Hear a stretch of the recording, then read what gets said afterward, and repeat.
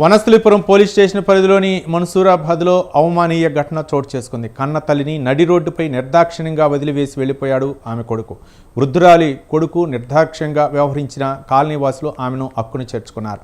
వృద్ధురాలిని ఆమె కొడుకు వదిలేసి వెళ్లిన విషయం పోలీసులకు ఫిర్యాదు చేశారు. దీంతో స్పందించిన పోలీసులు అబ్దుల్లాపూర్ మెట్లోని ఆలేట్ ఆశ్రమానికి వృద్ధురాలిని తరలించారు. ఏం పేరు నీ పేరు? నా పేరు ధర్మి. ఎవరు? నానపద మండల్ ఆయిలపల్లి చికియాకండ గులాబదముల్లా. ఇక్కడ ఎవరు పెట్టిరు మరి? నేను ఇక్కడికి ఎట్లా వచ్చినావు? ఇక్కడే నా కందర ఇల్లు ఉంది, ఇల్లు కూడా అమ్ముతుంది.